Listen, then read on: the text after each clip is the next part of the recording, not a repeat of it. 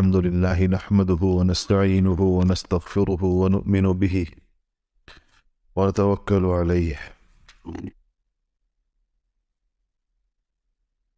ونعوذ بالله من شرور أنفسنا ومن سيئات أعمالنا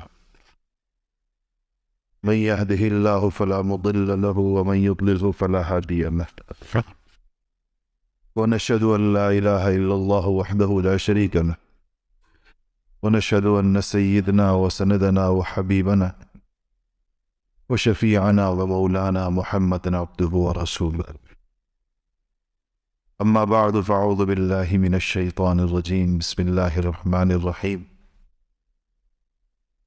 قال الله سبحانه وتعالى ولئن أذقنا الإنسان منا رحمة ثم نزعناها منه إنه ليئوس كفور ولئن أذقناه نعماء بعد ضراء مسته ليقولن ذهب السيئات عنه إنه لفرح فخور إلا الذين آمنوا إلا الذين صبروا وعملوا الصالحات أولئك لهم مغفرة وأجر كبير صدق الله العظيم. درود شریف پڑھیے اللہم صل علی محمد.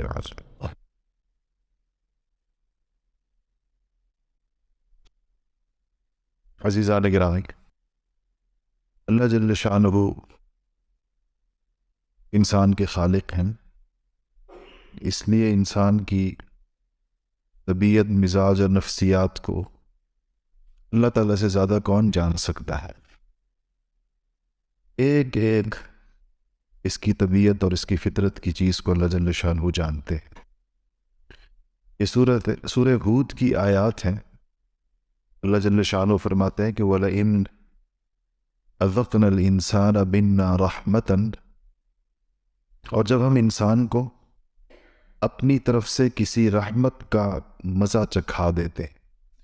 رحمت سے مراد یا نعمت، کہ جب ہم اپنی نعمتوں کا مزہ انسان کو چکھا دیتے ہیں تو انسان میں اللہ تعالیٰ کی نعمتوں سے لطف اندوز ہو رہا ہوتا ہے، فائدے اٹھا رہا ہوتا ہے.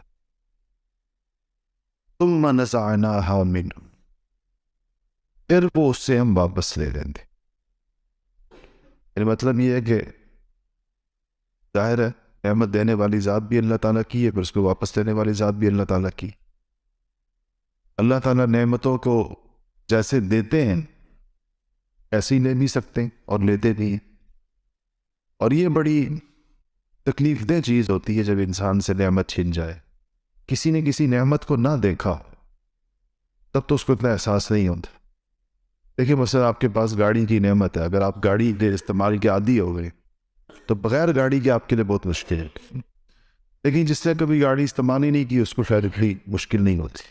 تو عادی ہے، ذہن اس کو عادی ہے کہ اس نے کہیں جانا ہے تو اس کو پتہ ہوتا ہے کہاں تک پیدل چلنا ہے، کہاں سے اس کو آگے کوئی لوکل چیز ملے گی، یا آج کل کی ترتیب کے مطابق اس نے کہاں سے وہ بائکیا کہاں سے بک کرانا ہے، اوبر کہاں سے لینی ہے، اور روٹ کون سے چلتے ہیں. ویگنوں کے روٹ انسان کو معلوم ہوتے، اس کے اوپر وہ سفر کرتا ہے تو وہ اس کے لیے اس میں کوئی تکلیف والی بات نہیں ہوتی. قسمیں ہیں انسانوں کی. بہت سارے لوگ ایسے ہیں کہ ان کے لیے مسئلہ سواری نہیں ہوتی، ان کے لیے مسئلہ کرایہ ہوتا ہے. ان کو آپ جتنے بھی مشقت کے سفر کا کہیں تو ان کو اس میں مشقت نہیں محسوس ہوتی. وہ کہتے ہیں جی کرایہ کہاں سے آئے، ہم تو ہر طرح کی مشقت اٹھانے کو تیار ہیں لیکن کرایہ نہیں. اور ہم گئے سندھ کے اندر تو وہاں ایک مولوی صاحب ملے. ہم بات کر رہے تھے کہ جگہ جگہ ان دیہاتوں کے اندر مکاتب ہونے چاہیے، اس سے لابھ زدہ لوگوں کے لیے جمع وہاں چل رہے تھے. تو وہاں ہم نے سانگڑ کے قریب ایک علماء کا جوڑ کیا، اجتماع کیا چھوٹا سا. بڑی تعداد میں علماء اکٹھے ہوئے، تقریباً اتنے اکٹھے ہوئے یا شاید اس سے زیادہ ہی ہوں گے جتنے آپ لوگ مسجد میں بیٹھے. سارے آس پاس کے علاقوں دیہاتوں سے آئے. تو ان کے ساتھ یہ مذاکرہ چل رہا تھا کہ ان دیہاتوں میں، سندھ کے دیہاتوں میں اندرون سندھ دور دور تک دینی حالت لوگ کی بہت کمزور ہے. اور یہ باتیں تبلیغی جماعتیں پہلے بتایا کرتی تھی کہ ایسے علاقے ہیں جہاں پر لوگوں کو کلمہ نہیں آتا، اور یہ تو ہمیں بڑا تعجب ہوتا تھا سن کر. خیر انہوں نے وہاں سے میں نے خود پوچھا تو انہوں نے صورتحال بتائی ساری. تو وہاں ایک عالم ملے، انہوں نے کہا کہ بہت دور دور تک ایسے دیہات ہیں جہاں تک کوئی عالم ہے ہی نہیں سرے سے. مسجدوں میں امام بھی نہیں ہے، مسجدیں ہیں لیکن ان میں امام نہیں ہے، کیونکہ بستی اتنی غریب لوگوں کی ہے کہ وہ امام کی تنخواہ نہیں دے سکتے. تنخواہیں کیا ہے اماموں کی؟ پورے مہینے کی تنخواہ 4,000 روپے، 5,000 روپے. ہم نے 8,000 سے بڑی تنخواہ نہیں سنی جو ہم نے لوگوں سے وہاں سنا. اس جگہ ہم نے لوگوں جمع کی 8,000 روپے. اور امام کی آپ کو پتہ ہے کہ ہفتہ وار چھٹی بھی نہیں ہوتی. وہ تو یہ ظاہر ہے نمازوں کی چھٹی تو نہیں ہوتی نا کہ اتوار کو نمازیں نہیں پڑھیں گے، چلیں جی باقی 5-6 دن پڑھیں گے. تو امام تو سال کے. تو پھر وہ کہا کہ بہت حیرت ہوئی اس کو دیکھ کر. تو ابھی جو سیلاب آیا تھا تو اس میں ظاہر بات ہے کہ وہ ان کی 4-5 ہزار روپے تنخواہ تھی، اور پھر بستی والے ان کو وہ دیتے تھے اماموں کو اپنے کیا کہتے ہیں دانے، کوئی کہ گندم وغیرہ، اور بعض گھروں سے روٹی آتی تھی. آپ میں سے جانتے ہو کہ لوگ دیہاتوں کا نظام کہ وہ امام کی روٹی محلے سے آتی ہے، گھروں پر متعین ہوتی ہے، آج اس کے گھر کا نمبر ہے، اس کے گھر کا نمبر ہے، اس کے گھر کا نمبر. وہ سارا نظام درم برم ہو گیا تھا نا، کیونکہ سیلاب آ گیا، لوگوں کے دانے کے ذخائر تو سارے ختم ہو گئے، اسے پانی آ گیا. جس کے پاس گندم رکھی تھی اسے پانی آ گیا. اور بستی والے بیچارے خود اپنے گھروں سے نکل کر خیموں میں رہ رہے ہیں، تو امام کی روٹی کہاں سے دیں؟ وہ تو خود بیچارے ٹرکوں کے پیچھے بھاگ رہے ہیں راشن کے.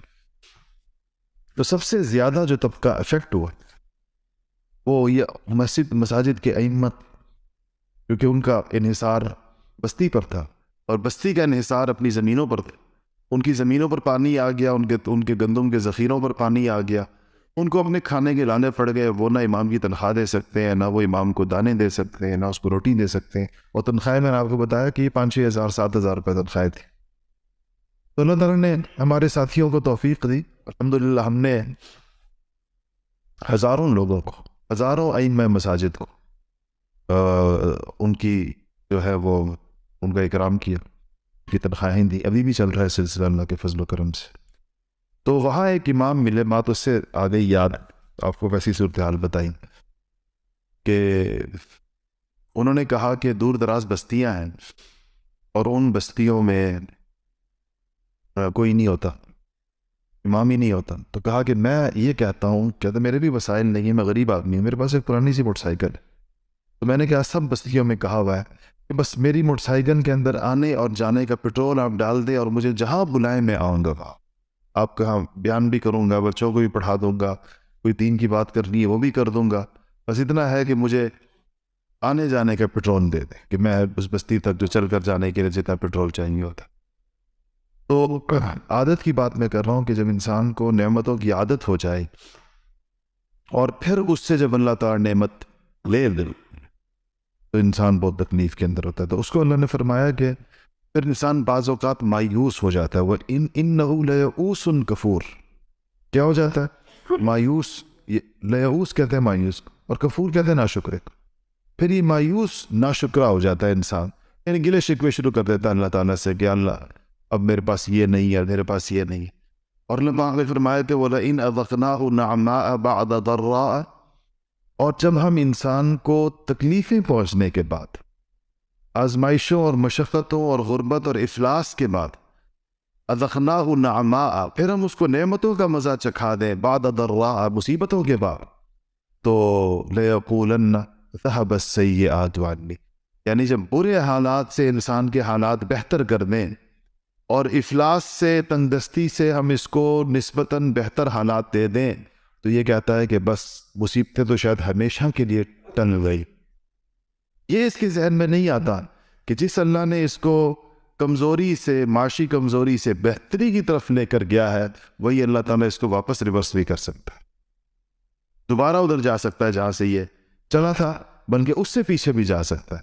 تو کہا کہ وہ کیا کہتا ہے لیقولن، تو کہتا ہے ذهب السیئات عنی، مجھ سے ساری برائیاں دور ہو گئیں. اور اللہ تعالیٰ نے فرمایا کہ انہ لفرح فخور، اور اس وقت وہ شیخیاں بگاڑتا ہے اور اتراتا ہے، اپنی نعمتوں کے اوپر اترانا شروع کر دیتے. نعمتوں کو اپنا حق سمجھنا شروع کر دیتا ہے. وہ سمجھتا ہے بس یہ مجھے ہمیشہ کے لیے مل گئی ہیں, اور اس کے اوپر اس کی طبیعت میں اب آپ دیکھیں آپ کو کتنا قرآن نے واضح منظر کشی کی ہے. آپ کو کتنے لوگ ایسے ملیں گے جنہوں نے بڑی غربت سے عمارت کی طرف سفر کیا ہوتا ہے, غریب ہوتے ہیں پھر امیر ہو جاتے ہیں, اور جب امیر ہو جاتے ہیں تو پھر اپنی دولت کی نمود و نمائش شروع کرتے ہیں. آپ نے دیکھا ہے ہمارے ہاں ایک اصطلاح ہے جس کو کہتے ہیں نو دولتیے. تو نو دولتیے کون ہوتے ہیں؟ جن کو نئی دولت ملی ہوتی.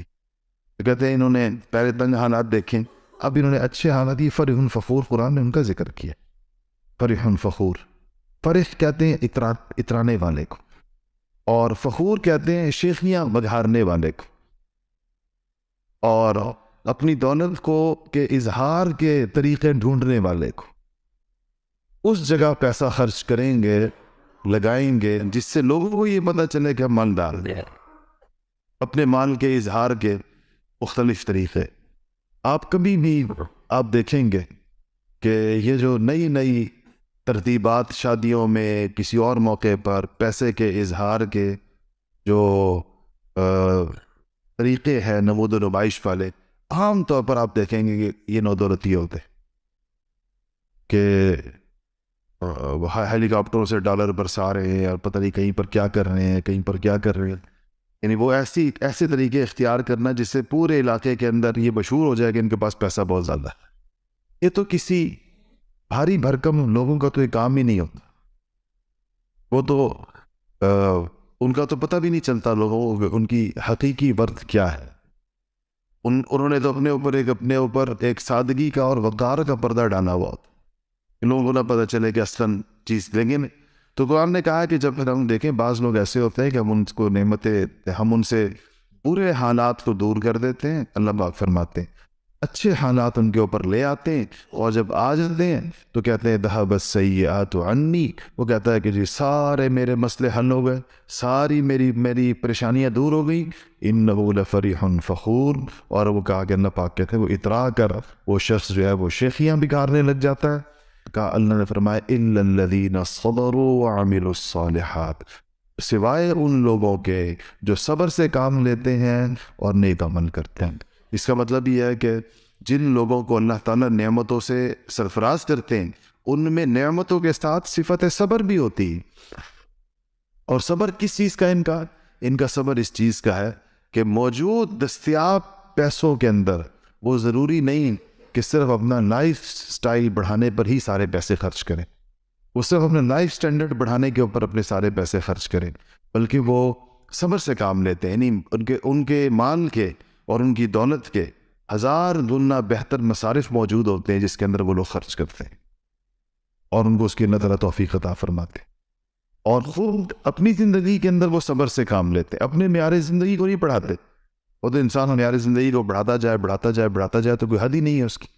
تو اپنے معیار زندگی کو کسی ایک جگہ کے اوپر روک دینا صبر ہے, وسائل کے ہوتے ہوئے, اور پھر اس اضافی وسائل کو بجائے اس کے کہ وہ صرف عیش و عشرت کے اندر خرچ ہو, اس کو خیر کے مقاصد کے اندر خرچ کرتے ہیں. اپنے رشتہ داروں کے اوپر خرچ کریں گے, یتیموں پر کریں گے, بیواؤں پر کریں گے, دینی مدارس کے طلبہ پر کریں گے, امت کے اجتماعی مسائل کے اوپر کریں گے. اللہ نے فرمایا کہ اولئک لہم مغفرۃ واجر کبیر, ان لوگوں کو اللہ تعالیٰ ان کو مغفرت یعنی بخشش سے بھی نوازے گا, اور آخرت کے اندر ان کو اللہ جل شانہ بڑا اجر ان کو نصیب ہوگا. اب دنیا میں بھی ان کے مسئلے حل ہو گئے کہ اللہ پاک نے ان کو مصیبتوں سے نکال کر آسانیوں کے اندر لیا ہے. اس آسانیوں کے زمانے کے اندر یہ بجائے اترانے کے اور بجائے شیخی بگھارنے کے, ان لوگوں نے اپنی دولت کو استعمال کیا, اپنے پاس وسائل کو استعمال کیا خیر کے مقاصد کے اندر, آخرت کے مقاصد کے اندر, آخرت کے لیے انویسٹ کر دیا. تو اللہ پاک نے کہا دیکھیں دنیا ان کی یا یوں ٹھیک ہو گئی, اور اللہ نے فرمایا کہ مغفرت بھی ان کی ہو گئی, اور آخرت کے اندر اجر کبیر بھی اللہ پاک نے ان کو عطا فرما دی. یہ دو قسم کی زندگیاں ہیں, 3 قسم کی زندگیاں.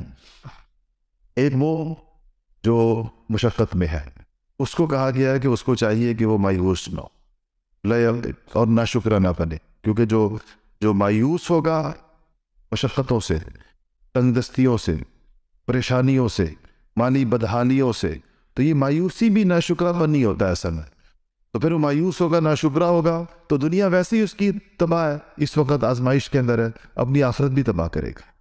اس لیے آپ نے دیکھا ہوگا کہ ایک چیز ہے جس کو قرآن نے کہا ہے خسر الدنیا والآخرہ، بعض لوگ ایسے بد نصیب ہوتے ہیں کہ دنیا وہ بھی تباہ ہوتی ہے اور آخرت بھی تباہ ہوتی ہے۔ دنیا کے اندر بھی غربت بھی ہوتی ہے، افلاس بھی ہوتی ہے، آزمائشیں بھی ہوتی ہیں، پریشانیاں بھی ہوتی ہیں، اچھا دن نہیں دیکھا ہوتا، اور پھر ناشکرے اور اس کے اوپر مایوس اور اللہ تعالیٰ سے گلے شکوے کر کے اپنی آخرت بھی برباد کر دیتے۔ اس لیے اس کو تو یہ کہا گیا کہ جو آزمائش کے اندر ہو وہ صبر سے کام لے اور اچھی امید رکھے۔ اس پہ پوری بات ہوئی تھی امید پر، اللہ کے ظن کے اوپر، اللہ سے ظن کے اوپر۔ تو امید جو اچھی رکھے گا اللہ تعالیٰ اس کے حالات ٹھیک کر دیں گے۔ جو اللہ تعالیٰ سے مانگے گا، دعا کرے گا، دعا کے اوپر 5-6 جمعے گفتگو ہوئی پچھلے ہفتوں میں، تو اللہ تعالیٰ اس کے حالات کو ٹھیک کر دیں گے۔ اس کے بعد کیا اللہ پاک نے کہا، اسی سے اگلی اور باقی 2 قسم کے لوگوں کا ذکر ہو گیا۔ نبی کریم صلی اللہ علیہ وسلم کی کیفیت کا بیان ہے، فَلَعَلَّكَ تَارِكٌ بَعْضَ مَا يُوحَىٰ إِلَيْكَ وَضَائِقٌ بِهِ صَدْرُكَ أَن يَقُولُوا لَوْلَا أُنزِلَ عَلَيْهِ كَنزٌ أَوْ جَاءَ مَعَهُ مَلَكٌ إِنَّمَا أَنتَ نَذِيرٌ وَاللَّهُ عَلَىٰ كُلِّ شَيْءٍ وَكِيلٌ۔ اللہ جل شانہ فرماتے ہیں تو مشرکین نبی کریم صلی اللہ علیہ وسلم سے یہ کہتے تھے کہ آپ ہمارے بتوں کو اگر برا بھلا کہنا چھوڑ دیں تو ہمارا آپ سے کوئی جھگڑا نہیں ہے۔ آخر میں سیرت میں آپ نے سنا یہ مختلف مراحل تھے۔ ایک مرحلہ تو وہ تھا جس کے اندر یہ کہتے تھے کہ آپ اللہ کا نام نہیں لیں گے اور آپ ہمارے ساتھ بتوں کی عبادت کریں گے، یہ لوگ بھی کریں گے۔ جب اس میں مسلمانوں نے استقامت دکھائی اور اس امکان کو رد کر دیا کہ بتوں کی ہماری مسلمانوں کی زندگی کے اندر بتوں کی کوئی گنجائش نہیں ہوگی اور کسی صورت بھی مسلمان اس پر نہیں آئیں گے، تو پھر یہ مشرکین کی اگلے مرحلے میں پیشکش یہ تھی، چلے ٹھیک ہے آپ کریں عبادت جس کی آپ لوگ کرتے ہیں، اللہ کی کریں، جس کی کریں، لیکن ہمارے بتوں کو برا نہ کہیں۔ یعنی یہ برا کہنے سے مطلب کیا ہے؟ یہ نہ کہیں کہ ان سے کچھ نہیں ہوتا، کیونکہ اس کو برا کہتے تھے، ورنہ مسلمان کی بتوں کو گالیاں تو نہیں نکالتے تھے صبح شام، یہ کہتے تھے ان سے کچھ نہیں ہوتا، یہ پتھر کے ہیں، لکڑی کے ہیں، مخلوق ہیں، بے بس ہے، لاچار ہے، کچھ بھی نہیں کر سکتے، محتاج ہیں، اور یہ اپنے اوپر بیٹھی بھی مکھی نہیں اڑا سکتے۔ اس بت کے اوپر مکھی آگے بیٹھ جائے تو یہ اپنے اوپر سے مکھی نہیں اڑا سکتا، اس کی بے بسی کا یہ عالم ہے۔ انسان کم سے کم اپنے اوپر سے مکھی تو اڑا لیتا ہے۔ تو یہ کہتے تھے کہ پھر آپ یہ نہ کہیں۔ تو اس پر اللہ جل شانہ نے، اللہ تعالیٰ نے حضور سے کہا کہ یہ تو آپ جو بتوں کے بارے میں جو کچھ کہتے ہیں یہ تو وہ وحی ہے جو آپ لوگوں کو سناتے ہیں، یہ تو وحی کے الفاظ ہیں سارے کے سارے، جس کے اندر بتایا گیا بتوں سے کچھ نہیں ہوتا اور یہ تو اللہ تعالیٰ کا قرآن ہے جو نبی نے سنانا ہے لوگوں کو ہر حال میں۔ نبی کے اوپر اترا اس لیے ہے کہ لوگوں کو سنائے، اس کی امانت کا تقاضا یہی ہے۔ تو اللہ نے فرمایا کہ آپ کے لیے یہ تو ممکن نہیں ہے کہ جو وحی آپ پر نازل کی جا رہی ہے اس کا کچھ حصہ، یہ جو بتوں سے متعلق حصہ ہے، یہ لوگوں کو راضی کرنے کے لیے آپ سنانا بند کر دیں، یہ تو نہیں ہو سکتا۔ اس لیے آپ تو سنائیں گے، اور آپ جب سنائیں گے تو یہ لوگ آپ سے ناراض بھی ہوں گے، آپ کو برا بھلا بھی کہیں گے، مسلمانوں کو تنگ بھی کریں گے، اس لیے آپ ان کی باتوں پر رنجیدہ نہ ہو، ان کی باتوں میں۔ اس کے بعد یہ لوگ مانیں یا نہ مانیں، آپ سنائے، یہ لوگ مانیں یا نہ مانیں، اس کے بعد ان کی اپنی ذمہ داری ہے۔ اور پھر دوسری بات یہ بات کہی گئی کہ فَلَعَلَّكَ تَارِكٌ بَعْضَ مَا يُوحَىٰ إِلَيْكَ، کہ پھر پیغمبر جو وحی آپ پر نازل کی جا رہی ہے تو کیا یہ ممکن ہے کہ آپ اس کا کوئی حصہ چھوڑ دیں، تارک ہو جائے اس کا؟ تارک کہتے ہیں چھوڑنے والے کو، آپ چھوڑ دیں اس کا کیا حصہ چھوڑ بیٹھے ہیں۔ وَضَائِقٌ بِهِ صَدْرُكَ، اور اس بات سے آپ کا، اور اس سے آپ کا دل تنگ ہو جائے، کیا کہ کیونکہ یہ لوگ کہتے ہیں کہ لولا انزل علیہ کنز او جاء معہ ملک، کہ حضور صلی اللہ علیہ وسلم پر کوئی خزانہ کیوں نازل نہیں ہوا۔ یہ مشرکین کے بے سر و پا اور بےہودہ باتیں تھی، کہتے تھے کہ نبی ہیں تو ان کے ساتھ خزانہ کیوں نہیں ہے، یا اگر یہ نبی ہیں تو ان کے ساتھ فرشتے کے ساتھ کیوں نہیں ہیں، کہتے تھے کہ فرشتہ ہونا چاہیے۔ یہ بعض نے کہا کہ 4 فرشتے ہونے چاہیے کہ جو یہ اعلان کرے ساتھ ساتھ، نبی کے ساتھ ساتھ ہو، اور کہیں کہ یہ نبی ہے، یہ نبی ہے، یہ نبی ہے۔ آپ بتائیں کہ اللہ کے لیے کیا مشکل ہے؟ 4 نہیں، اللہ تعالیٰ اپنے نبی کے ساتھ جو بدر میں نہیں فرشتے اتارے، لڑنے کے لیے اتارے اور حنین میں اتارے، تو اللہ کے لیے کیا مشکل ہے؟ لیکن اگر فرض کرے نبی کے ساتھ ایک فرشتہ ہوتا جو اعلان کرتا، اس کے بعد تو دنیا میں کوئی کافر نہ رہتا، تو پھر ایمان ایمان بالغیب کا کیسے ہوتا ہے؟ وہ تو ایمان بالغیب ہوا نا۔ ایمان بالغیب کا تو مطلب یہ ہے کہ اس کی حقیقت، جو اس کی چیزیں پردہ غیب کے پیچھے، یہ تو ایمان ظاہر پر ایمان ہو گیا۔ ظاہر پر ایمان ہے تو اللہ تعالیٰ نے مطالبہ ہی نہیں رکھا۔ اللہ نے کہا الذین یؤمنون بالغیب، غیب کا اللہ تعالیٰ کا مطالبہ ہے۔ اور دوسرا وہ کہتے تھے ساتھ خزانہ، تو خزانے کا مطلب یہ ہے کہ نبی پیسے بانٹے لوگوں کو اور لوگ اس پیسوں کو دیکھ کر ایمان لے کر آئے۔ ایسا ایمان تو اللہ کو چاہیے نہیں۔ اللہ جل شانہ نے تو نبی کریم صلی اللہ علیہ وسلم سے کہا، فرشتے نے کہا کہ یہ احد کے پہاڑ سونے کے بچ جائے مدینہ شریف کی زندگی میں، تو آپ نے کہا کہ یا اللہ مجھے یہ نہیں چاہیے، اس طرح اتنی دولت اس طرح نہیں، میرے دل چاہتا ہے کہ بس ایک دن میرے پاس ہو میں شکر ادا کروں، اور جب نہ ہو تو میں تجھ سے مانگوں۔ تو یہ تو اتنی جب مل جائیں گے تو مانگنے والی صورت ہی نہیں رہے گی، مانگنے والی صورت رہے۔ انما انت نذیر، اللہ نے کہا کہ آپ کا یہ کام نہیں، آپ کا کام ہے خبردار کرنا، لوگوں سے منوانا آپ کا کام نہیں، کہ بس ان کی ہر شرط پوری کر کے ان سے تسلیم کروائے، نہیں۔ انما انت نذیر، آپ بس صرف خبردار کرنے کے لیے، آپ آگاہ کرنے کے لیے۔ اور واللہ علی کل شیء وکیل، اور ہر چیز کا جو مکمل اختیار ہے وہ اللہ جل شانہ کے پاس، اللہ کے پاس مکمل اختیار ہے، اللہ تعالیٰ اس کے اوپر قادر ہے۔ پھر آخر میں اگلی آیت اس میں کہا کہ پھر یہ لوگ آپ کو یہ کہتے ہیں ام یقولون افطرا، ام یقولون افطرا، یہ لوگ یہ کہتے ہیں کہ آپ یہ قرآن شریف گھڑ کر لائے ہیں، اپنی طرف سے بنایا ہے، خود سے آپ نے یہ آیات تیار کی ہیں۔ تو کہا پھر ان سے کہ قل فأتوا بعشر سور مثلہ مفتریات وادعوا من استطعتم من دون اللہ ان کنتم صادقین۔ تو آپ ان سے کہو پھر تم ایسا کرو کہ تم لے آؤ 10 صورتیں بنا کے، اگر میں نے خود سے بنائی ہیں تو میری زبان جیسا مجھے عربی آتی ہے، اور اگر تم قول تمہارے میں خود سے بنا سکتا ہوں تو مجھ سے بڑے بڑے شاعر، تم نبی تو شاعر ہوتا بھی نہیں، کہا یہاں بڑے بڑے شاعر ہیں، بڑے بڑے فصحاء، ادباء، بلغاء، بلیغ، ادیب، فصیح لوگ موجود ہیں، یہ بنا لیں قرآن شریف 10 صورتیں لیں۔ اور کہا کہ مفتریات بنا کر لے آؤ۔ وَادْعُوا مَنِ اسْتَطَعْتُم مِّن دُونِ اللَّهِ، اور اللہ کے علاوہ جس کو اپنی مدد کے لیے اس کام میں شریک کر سکتے ہو کرنا، جنوں کو کرنا چاہو، جادوگروں کو کرنا چاہو، کسی اور مخلوق کو تم اپنے ساتھ شریک کرنا چاہو، من دون اللہ، اللہ کے علاوہ، کیونکہ اللہ تعالیٰ تو ظاہر قادر ہے ہر چیز کے اوپر، تو اس کو لے آؤ ان کنتم صادقین، اگر تم سچے ہو تو۔ یہ عقلی دلیل ہے قرآن کے قرآن ہونے کی، اور یہ چیلنج قرآن کا آج بھی قائم۔ کیا دنیا کے اندر عربی جاننے والے ادیب، بڑے بڑے ادیب گزرے، عربی کے تو عجیب ادیب ہوتے ہیں، 1400 سالوں میں گزرے، اور قیامت تک جب تک زمان قائم ہے ادیب آتے رہیں گے۔ تو یہ چیلنج تو قرآن کا ہے، کوئی بھی لے آئے، اور یہ نہیں کہ اس پہ کوشش نہیں ہوئی، اس سے بڑی کوششیں ہوئی ہیں، لوگوں نے بنائے ہیں کلام، عرب ادیبوں، عربی ادب کی کتابوں کے اندر وہ نمونے موجود ہیں جنہوں نے قرآن کی طرح اس چیلنج کو قبول کرتے ہوئے کہا کہ ہم بناتے اور بنا کر لائیں، اور اس کو دیکھ کر ایسا لوگوں نے مسترد کیا، غیر مسلم ادیبوں نے بھی عربی کے، انہوں نے کہا کہ تو سرے سے تو کوئی بنتی نہیں، بات ہی نہیں بن رہی اس کے اندر، جو قرآن کا جو انداز ہے، لیکن ظاہر اس انداز کو سمجھنے کی عربی آنا ضروری ہے۔ تو کہا کہ فَإِن لَمْ يَسْتَجِيبُوا لَكُمْ، کہا اس کے بعد اگر یہ آپ کی بات قبول نہ کریں، یہ چیلنج قبول نہ کریں اور نہ لائیں بنا کر یہ لوگ، تو فَعْلَمُوا، تو لوگوں یقین کر لو، ان انما انزل بعلم اللہ، کہ یہ اللہ تعالیٰ کے علم کا نازل کرتا چیز ہے، یہ وحی صرف اللہ تعالیٰ کے علم سے اتری ہے، وَأَن لَا إِلَٰهَ إِلَّا هُوَ، اور اللہ کے سوا کوئی عبادت کے لائق نہیں ہے، فَهَلْ أَنْتُمْ مُسْلِمُونَ، تو کیا تم اب مسلمان ہوتے ہو، اب تم فرما بردار بنتے ہو؟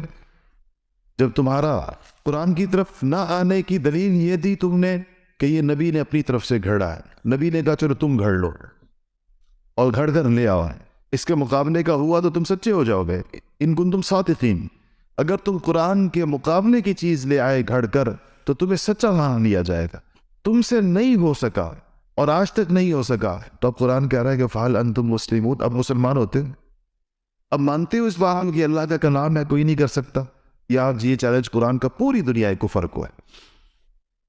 اس لیے جو آپ کبھی سوچتے ہوں گے کہ اللہ تعالیٰ نے آخرت کے اتنے سخت عذاب کافروں کے لیے کیوں رکھیں، اس سے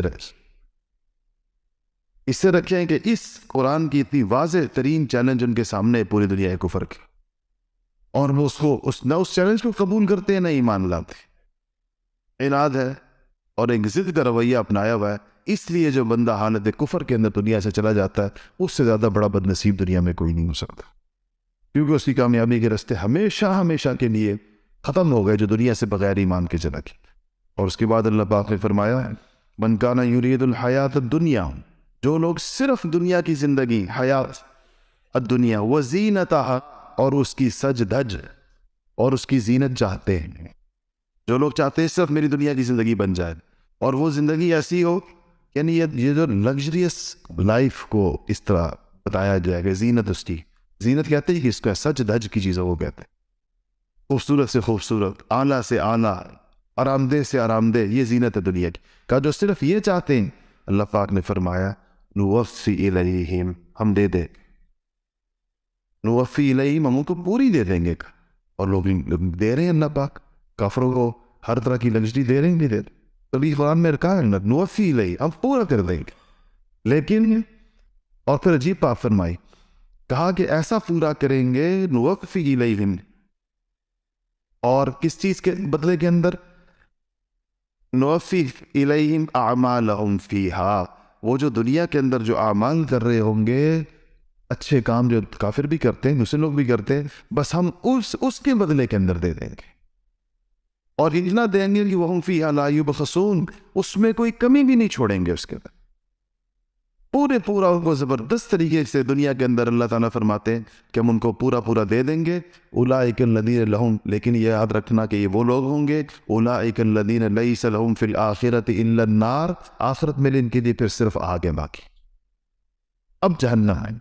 دنیا پوری کر دی ہم نے ان کی، جو ان کو چاہیے تھا ان کو دے دیا، جو ان کے اعمال اچھے تھے وہ اس کا صلہ بنا دیا اس کے لیے، تو اللہ نے فرمایا کہ یعنی یہ جو ہے نا نوفی الیہم اعمالہم فیہا، اس کا ترجمہ علماء نے لکھا ہے کہ ہم اس کا پورا صلہ اس دنیا میں بھگتا دیں گے، پورا کر دیں گے، کوئی چیز رہے گی نہیں۔ وہ یہ نہیں کہ میں نے یہ اچھا کام کیا تھا مجھے اس کا بدلہ نہیں ملا، اس کو بتایا جائے گا کہ تجھے دنیا میں جو یہ چیز ملی ہے اس عمل کا بدلہ تھا، تو یہ جتنے اچھے کام کیے سب کو بھگتا دیا ہم نے، دنیا میں دے دیا اس پہ صلہ دنیا کے اندر۔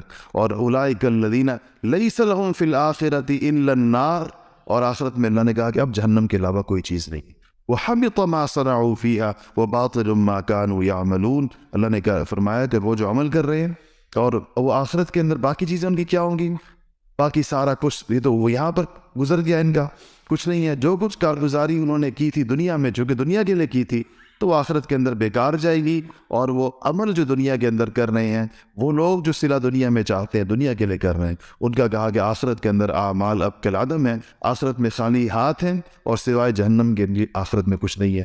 اللہ ہم سب کو محفوظ رکھے۔